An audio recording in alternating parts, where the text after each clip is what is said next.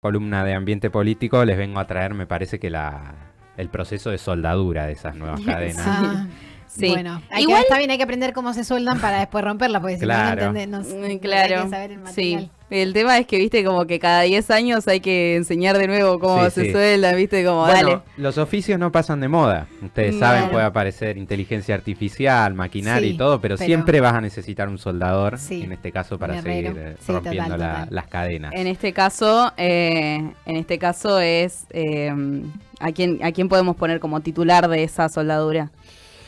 Y está complicado, vos sabés que está complicado definir quién es el titular de esa soldadura, porque uno hablaría ¿Techín de... suelda? Techín suelda, sí, pero Techín va a estar complicado también. Hoy voy a hablar específicamente del RIGI, que es el régimen de incentivo a las grandes inversiones, que se ha hablado mucho en la semana, muchos análisis y demás. Yo hoy quiero tocar un punto sensible que es, podríamos denominarlo, crónicas de una muerte anunciada. Es el golpe o la destrucción total de la industria nacional como la conocemos, en las pymes, en los puntos productivos del interior del país que generan trabajo a través de las cadenas de valor que son indirectas. Ustedes saben, por ejemplo, una empresa grande, voy a poner el ejemplo de Aluar, por ejemplo, que es la empresa de aluminio argentino, la empresa más grande de aluminio argentino de Latinoamérica. Aluar no produce ni realiza el mantenimiento completo de todas sus actividades. Entonces, necesita empresas alrededor, que son como empresas satélites, que ahí están las pymes justamente, que ofician de prestadoras de un servicio que Aluar necesita en su cadena de producción. Bien. Por ejemplo, ustedes saben, Aluar tiene una represa hidroeléctrica a disposición, que es la represa Futaleufú. El mantenimiento de esas líneas eléctricas, la llegada de esas líneas eléctricas, todo lo que es la trazabilidad de las líneas de tensión dentro de la fábrica, no las hace Aluar, las hace Transpa, que es Transportadora Patagónica, una empresa que está terciarizada por Aluar, es decir, contratada. Bueno, Bien. lo mismo sucede en un montón de áreas que pasan con la industria nacional. Primero quiero mencionar así por encima lo que busca el régimen de incentivo a las grandes inversiones, que está pensado como una herramienta para buscar justamente y atraer inversiones de más de 200 millones de dólares y se le ofrece a cambio la verdad, una trazabilidad en las cuestiones de impuestos que es casi burda. Tiene la baja de impuesto a las ganancias del 35 al 25%, se las elimina del impuesto país. Recuerden, el impuesto país es el impuesto que se creó durante la pandemia a las grandes fortunas y con la cual pudimos construir, entre otras cosas, el primer trazado del gasoducto, Néstor Kirchner. Se les permite cancelar el IVA, las exime del impuesto al cheque y, atención con esto, porque acá está el punto más crítico, las rebaja del 0% el arancel para importaciones. ¿Qué significa eso? Es decir que si las empresas vienen con un plan de inversión de más de 200 millones de dólares y dicen, quiero importar los insumos para trabajar aquí justamente en el país, van a tener un 0% de retención o impuesto en los aranceles para importar. Es decir, trae lo que quieras de afuera y construimos. No te cobro nada. No te cobro nada. Vos imaginate, ¿recuerdan el pacto Roca-Runciman? Sí. Allá por el año 1925, 1930. Roca Ranciman le decía yo cuando lo estudiaba. ¿Por rancio? Sí. Bueno, ustedes recuerdan que era un pacto que se entregaba la producción de carnes de la República Argentina al Reino Unido. En este caso, decir, bueno, mira, arreglamos esto, vos te llevas toda la producción de los frigoríficos, pero ahí se establecía una cláusula donde el 15% de esa producción que se llevaba al Reino Unido tenía que ser producción nacional. Es decir, tenía que haber un reingreso de esa materia prima que se producía en las carnes del 15% hacia el país. Sí. Imagínense que ni el RIGI propone que haya un artículo o de compra nacional o de derrame, como le gusta decir a los neoliberales, que es justamente bifurcar la actividad económica, como lo que yo le explicaba recién con lo que pasa en la empresa Aluar. Es un pacto totalmente, es un régimen totalmente entreguista, directamente entreguista. Y yo me quiero posicionar en un punto central que es la industria nacional, porque este régimen, ¿por qué se crea ahora y está metido dentro de la ley Ómnibus y se le da tanta manija?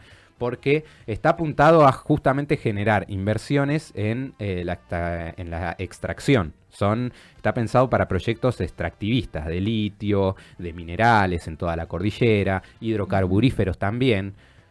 Pero las cláusulas que contiene este proyecto atentan indirectamente contra un montón de pymes y empresas medianas y pequeñas que se ven justamente abastecidas por todo lo que es el mercado de la producción local. Voy a poner un ejemplo. La industria automotriz. La industria automotriz, ustedes saben, Argentina fue potencia durante el menemismo con la actividad industrial, hasta casi llega a producir su propio auto de manera nacional. Producíamos nuestros propios aviones, producíamos nuestra propia flota. Eso se volvió a retomar, a reimpulsar a partir del 2003 con las políticas de desarrollo del gobierno de Néstor Kirchner y de Cristina Fernández.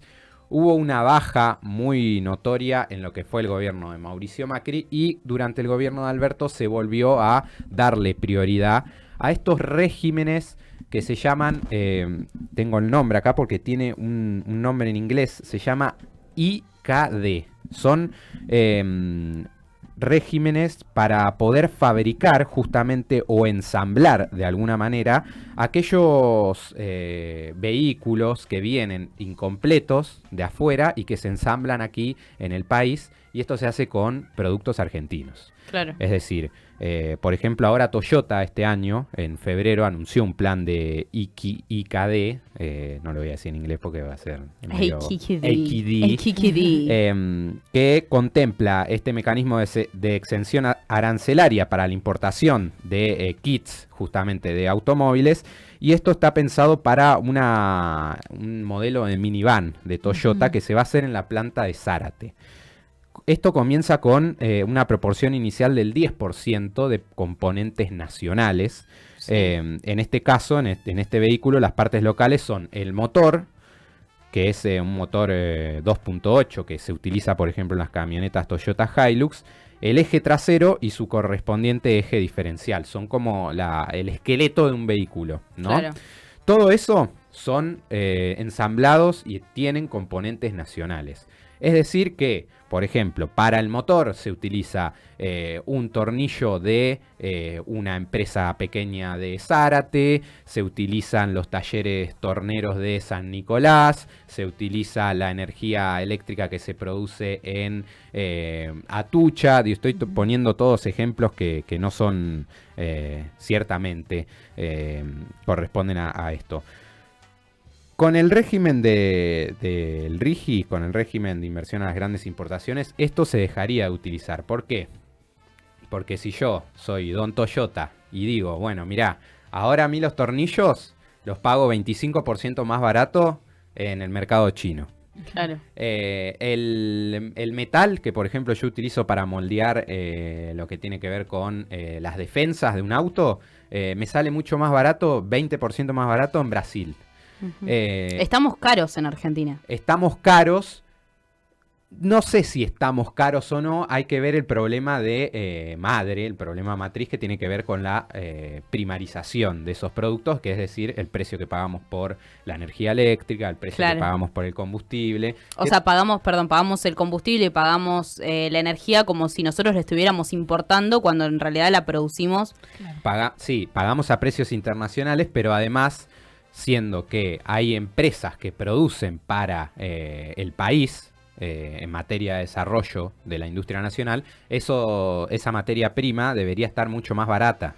Claro. Porque se la estás dando a la producción local, no se la estás vendiendo a una empresa minera como Pan American Silver para que extraiga los productos como los minerales y se los lleve afuera y no deje la guita dentro del país. Pero bueno, eso obedece a decisiones políticas justamente que en este gobierno no están de acuerdo con fortalecer ese tipo de cosas. Claro.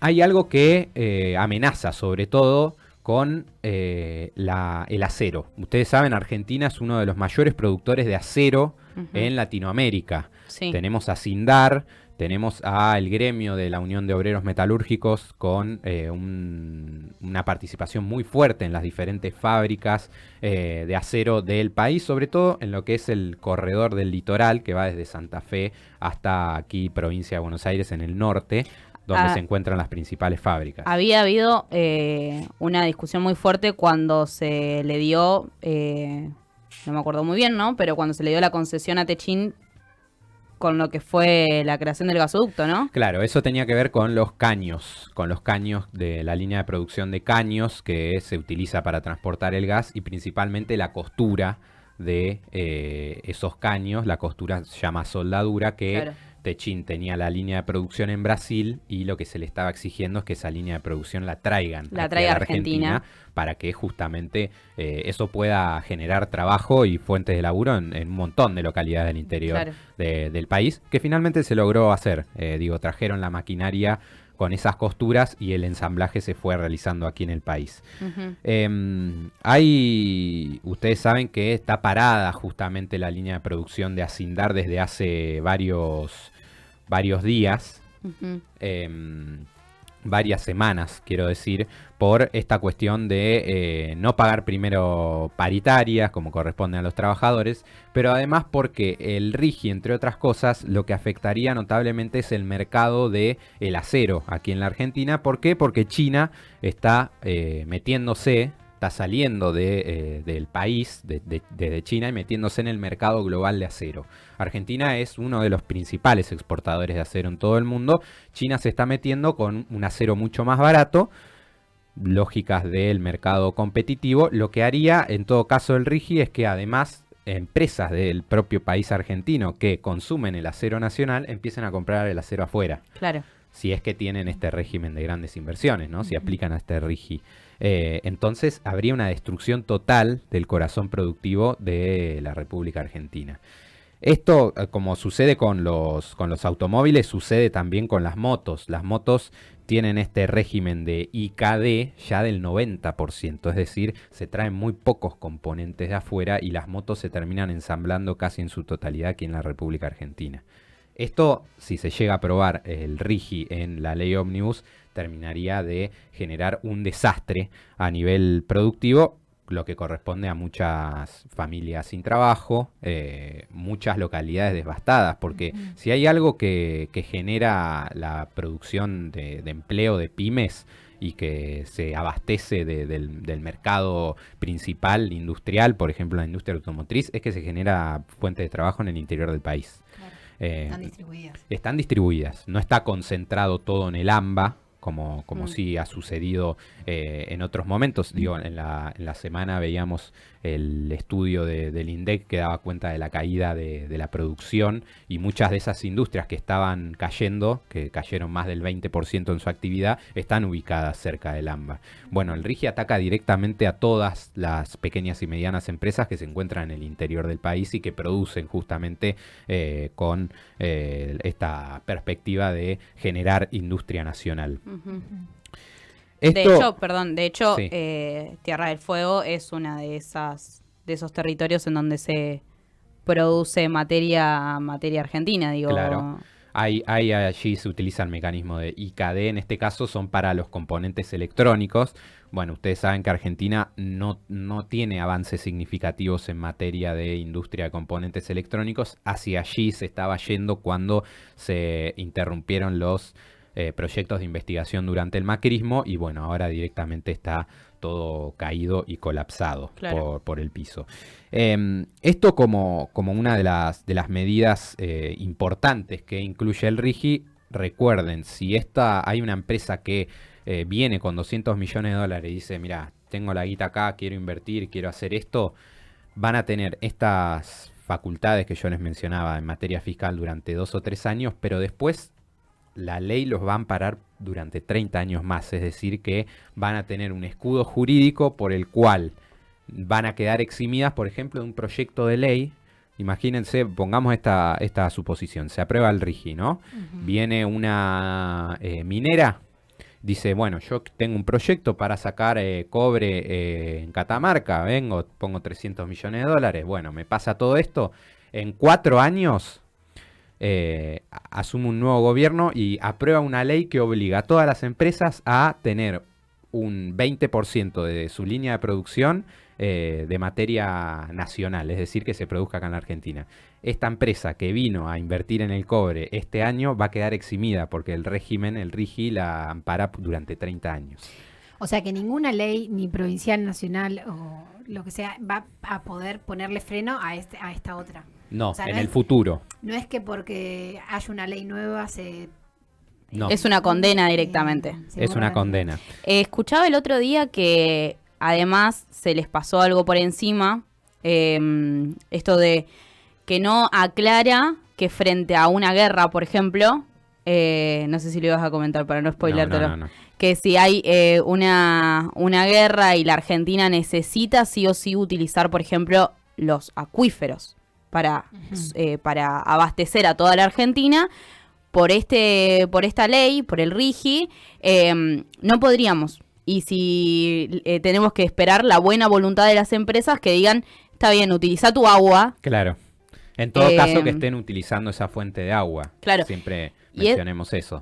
Claro. Y es algo que no afecta entonces solamente a quienes estén directamente produciendo algunas cosas que, bueno, como vos nombrabas, las distintas áreas productivas, sino que también si vos sos productor agrícola, te afecta directamente. Sí. Pues ya tanto por la tierra que van a ocupar, como también por los recursos naturales que ocuparían.